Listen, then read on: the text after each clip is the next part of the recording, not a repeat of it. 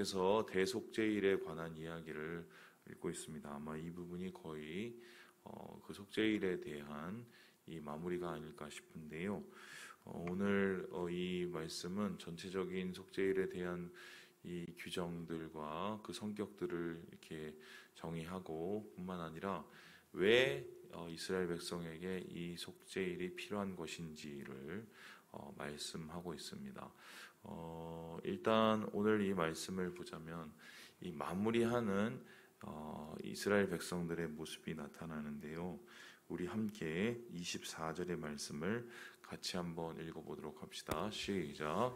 거룩한 곳에서 물로 그의 몸을 씻고 자기의 옷을 입고 나와서 자기의 번제와 백성의 번제를 드려 자기와 백성을 위하여 속죄하고. 여기에 보면은 이 속죄제를 준비하는 사람들, 특별히 아론 그리고 그의 자녀들, 이 대제사장과 제사장 그룹이죠. 그리고 뿐만 아니라 그 이후에 보면은 26절 보면은 염소를 아사셀에게 보낸 자, 그러니까 이 속죄일의 예식에 참여한 사람들, 그리고 제단에 있었던 제물의 이 여러 가지 소각물들을 또 치우는 모든 자들, 이런 자들도 다 모든 것을 마친 후에 그 몸을 정결하게 하고 그 마음을 정결하게 할 것을 이야기하고 있습니다. 그러니까 이 속죄일은 한마디로 백성들을 위한 서비스가 아닌 거죠. 모든 이스라엘 사람들을 위한 서비스. 그러니까 대제사장도 역시 이에 속하게 되고 레위인들도 이에 속하게 되어서 하나도 이스라엘 백성들 가운데 빠짐이 없이 하나님의 이 대속죄일을 지켜야 된다. 그리고 이날은 정결하게 돼야 된다라는 것을 말씀하고 있습니다. 이것이 시사하는 바가 굉장히 크죠.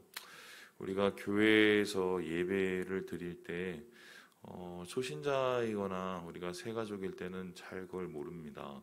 왜냐면은 그때는 뭐 어느 정도 다 준비가 된 상황 속에서 예배를 참여하고 아무 생각 없이 예배를 아무 생각 없이란 말은 좀 그런가요? 하여튼 어쨌든 예배를 드리면 되는 거죠. 좀 수동적인 예배를 참여하게 되는 거죠. 그런데 우리가 이게 직분을 맡게 되고 또한 예배 위원이 되고 또 예배에 관계된 일을 준비하게 되면은 그때부터는 책임이란 걸 갖게 됩니다. 그리고 그 책임을 통해서 예배에 동참을 하고 예배를 함께 하나님 앞에 드려가는 것을 우리가 이제 만들어가게 되는데요. 처음엔 그게 참 은혜스럽고 또 처음에는 그게 다 참 거룩하죠. 저도 아직도 기억하고 있는데 대표기도 처음으로 했을 때가 기억납니다. 이게 청년부 예배 때 그때 그거를 다 쓰고 그 전날에 그걸 다 읽어보고 또 옷도 이렇게 갖춰서 입고 나가서 그 주일날에 이 대표기도 한 적이 있었어요. 그리고 헌신 예배도 했었었는데 그 헌신 예배 때도 그걸 다 이렇게 준비하고 미리 머릿속으로 다 짜보고 미리 예배를 드리고 막 이런 경건한 준비들이 있었죠. 그런데 그게 한 번이면 모르겠는데 두 번, 세 번, 네 번 지나고 나서 그리고 나중에는 목회자가 되고 이러면 예배를 드리면서도 그 예배 속에 심지어 내가 참여를 하면서도 예배를 드리는 것이 아니라 예배를 그냥 내가 그냥 섬기는 것으로 그냥 끝나고 말 때가 있어요. 이게 어떤 뜻이냐면은 이 경건과 우리 안에서 준비된 하나님에 대한 그 경외 이런 것들이 점점 희미해지죠. 우리가 기도를 하든 혹은 어떤 예배위원으로 섬기든 강단을 설사 준비하고 설교를 하든 간에 결국은 이 예배는 모든 이가 참여하고 하나님 앞에 모두가 예배자가 되어서 올려드리는 가장 거룩하고 가장 준비되고 가장 정결한 것이 되어야 되거든요.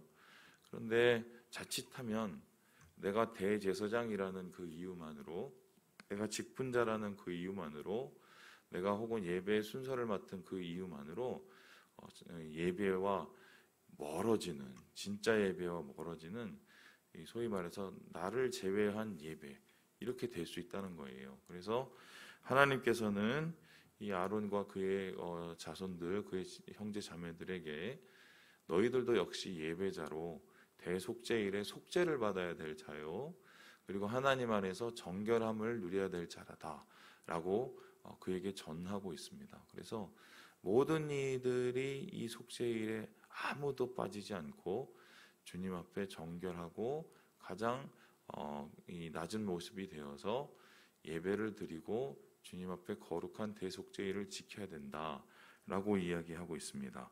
그뿐만 아니라 오늘 이 말씀을 보니까 하나님께서는 왜 이 대속죄일이 이스라엘 백성에게 필요한지를 이야기하고 있는데요. 우리 함께 우리 31절의 말씀을 같이 한번 읽어보겠습니다. 31절 말씀입니다. 시작. 이는 너희에게 안식일 중에 안식일인즉 너희는 스스로 괴롭게 할지니 영원히 지킬 규례라. 지금 이날을 가리켜서 안식일 중에 안식일이라고 말합니다. 여기서 말하는 이날은 대속죄일이고요. 29절에 보니까 이 일곱째 달 그 달 10일이라고 나오죠.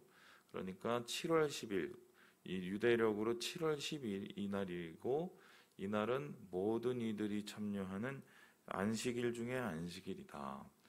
안식일은 7일에 한 번씩 지키는 하나님을 기억하고 하나님 앞에 예배하는 날이라면, 그 안식일 중에 최고의 안식일이라는 것은 뭐냐면 모든 안식일 중에서 가장 거룩하고 가장 정결하고 가장 완벽하게 온전하게 하나님 앞에 이 날을 드려야 된다는 말입니다.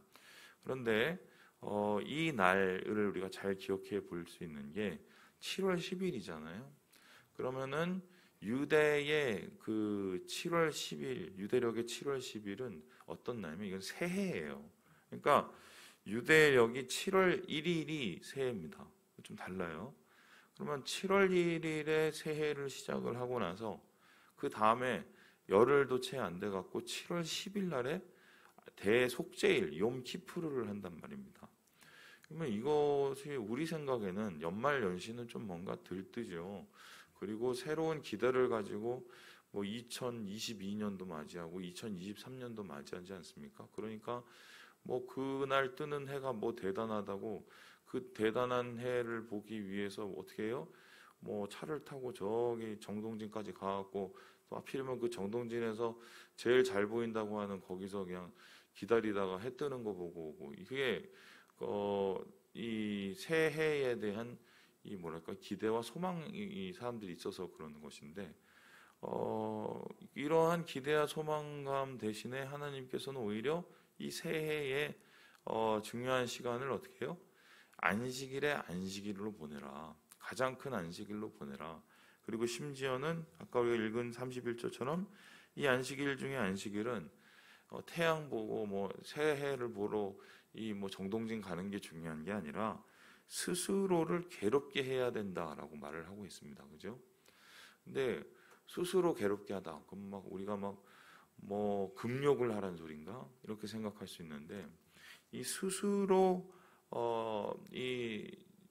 괴롭게 하다 이 말을 원어적으로 살펴보면 어떤 뜻이냐면 가장 낮은 마음, 가장 낮은 겸손한 영혼.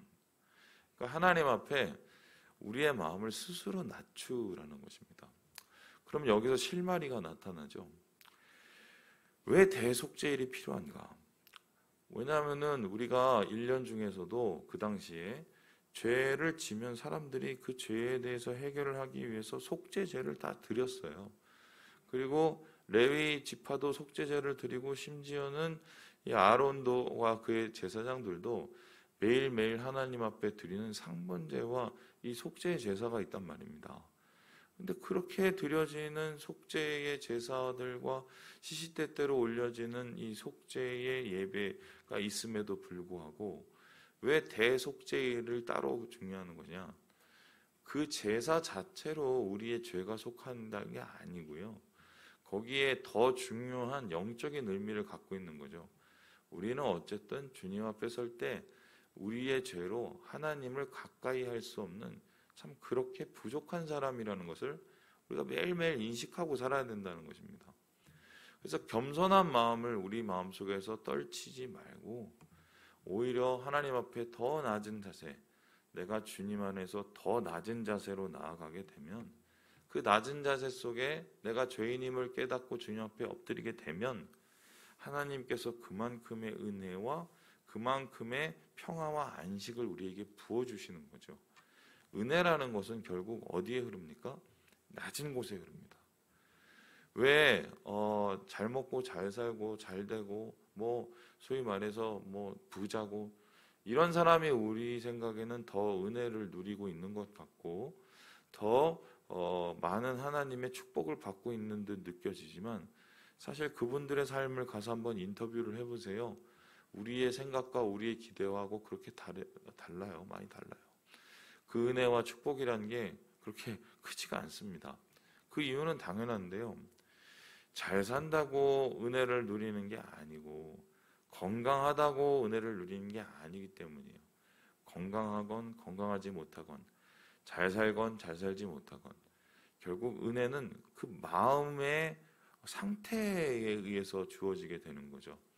우리가 하나님 앞에 가장 낮은 마음, 우리 스스로를 괴롭게 할 만큼 가장 겸손한 마음, 내가 하나님 안에서 어떤 사람인지를 매일매일 깨닫는 마음, 그 마음을 우리가 가질 때 하나님께서 그 은혜를 우리에게 부어주시고 그 은혜를 통해서 우리의 영혼을 쉬게 하시고 평안을 주실 수밖에 없다는 것입니다. 저는 아직도 기억해요. 가끔씩 제가 얘기하지만 2007년도였어요. 그때 이 평양 대부흥운동 100주년 되는 해에 그 100주년 되는 그 해를 기념하기 위해서 사람들이 월드컵 구장에 다 모여가서 그 몇만 관중이 하나님 앞에 예배를 드렸습니다. 그래서 그것을 위해서 조직위원회를 짜고 그것을 위해서 준비할 스태프들을 세우고 이 어마어마하게 큰 잔치였어요. 근데 그 어마어마하게 큰 잔치, 사람들에게서는 야, 이날 이렇게 우리가 준비를 하는데 뭔가 큰 일이 일어나지 않을까, 한국교회의 대부흥이 일어나지 않을까, 다시 막 그런 막 들뜬 마음이 있었습니다. 대회가 끝났습니다. 아무 일도 일어나지 않았어요. 심지어는 대회가 끝나고 나서 조직위원들 간에 목사님들 간에 싸움과 다툼이 일어났습니다. 그리고 신기하게 2007년을 그 즈음에서 한국 교회가 쇠퇴하기 시작했어요. 급속도로. 아니, 평양 대부흥 운동 100주년 기념을 하면서 한국 교회의 부흥을 위해서 그렇게 간절한 마음으로 예배를 드렸는데 오히려 왜 우리가 그 예배를 통해서 부흥은커녕 쇠퇴의 시작을 맞이했을까? 장소가 잘못됐을까요? 아니면은 그 예배 순서가 잘못됐을까요? 아니면 예배를 준비한 여러 가지의 준비 과정에 문제가 있었을까요? 제가 봤을 때는 완전히 퍼펙트예요. 굉장히 완벽했어요. 한 가지가 없었어요. 한 가지가. 그럼 그 한 가지가 뭐냐? 오카노 목사님이 그 성회에 나와서 중간에 기도를 드렸죠. 뭐라고 기도드렸냐면, 하나님, 제가 바로 죄인입니다. 못된 죄인입니다. 한국교회를 이렇게 만들어 놓은 장본입니다. 자기 자신의 죄를 통회하면서 하나님 앞에 정말 가장 비참한 기도를 그때 드렸어요. 진심으로. 왜냐하면은 한국교회를 아파하는 마음으로 그분이 그러셨죠. 근데 그 기도 끝나고 나서 내려와서 막 설왕설래가 있었어요. 아니, 이 좋은 날에 무슨 저딴 식으로 기도를 하냐고. 조직위를 맡은 분들이 막 뒤에서 욕하고, 결국 그게 없었던 거예요. 회개하는 마음, 가장 낮은 마음. 한국교회가 왜 지금 쇠퇴해 가고 있느냐?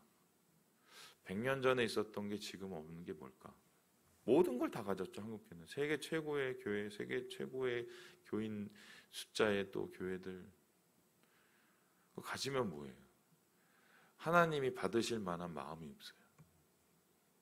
하나님이 원하시는 것은 이 대속죄일에 이스라엘 백성들 모두가 마음이 겸비해서 주님 앞에 엎드리는 그 가장 낮은 예배자의 마음인데, 자기 자신을 주님 앞에서 낮추면서 자기가 얼마나 하나님 없이 살 수 없는 존재임을 깨달으면서 주님 앞에 엎드리는 그 가장 낮은 마음인데, 그게 없는 거예요. 그게 없는 거예요. 이건 누구 탓이겠습니까? 한국 교회 교인들의 모두 탓이지만 제가 볼 때 목사님들 탓이에요. 이게. 저를 비롯한. 자기가 잘해서 목회 잘하고 교회 잘되고 자기가 잘해서 소위 말해서 이 모든 것을 누린다고 생각을 하고 있죠. 다 은혜인데.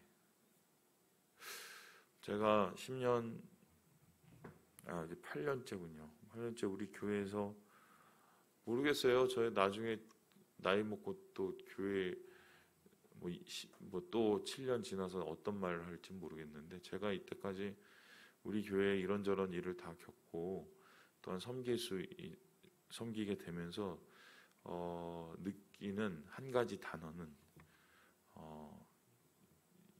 은혜라는 단어예요.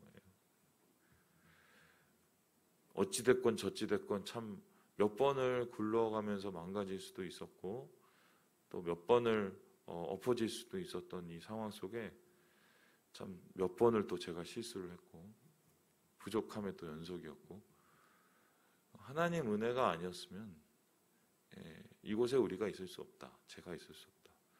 저는 8년 목회를 해보니까 그렇던데요. 우리 교회에서. 여러분의 삶은 어떻습니까? 이 안식일을 주님께서 지키게 하시면서 이것을 새해 첫 달에 지키게 하신 이유는 이 은혜를 사모하면서 겸손한 마음으로 살라는 겁니다. 우리 삶 속에서. 이것을 마음에 가지면 평안이요. 이것을 잃으면 자만과 또 우리 마음속에서의 괴로움임을 주님께서 깨닫게 하시기 위해서 모든 사람들에게 이 대속죄의 일을 지키는 예배자가 되라고 말씀하신 게 아닌가. 말씀을 마칩니다. 우리 사랑하는 형제 자매 여러분, 지금도 은혜입니다. 이때껏 은혜였습니다. 앞으로도 주님의 은혜뿐입니다. 기억하시고 주님의 은혜로 오늘 하루를 살아가시고 가장 낮은 모습으로 주님이 기뻐하시는 예배의 마음을 올려드리는 우리 모든 형제 자매들 되시길 주님의 이름으로 축원합니다.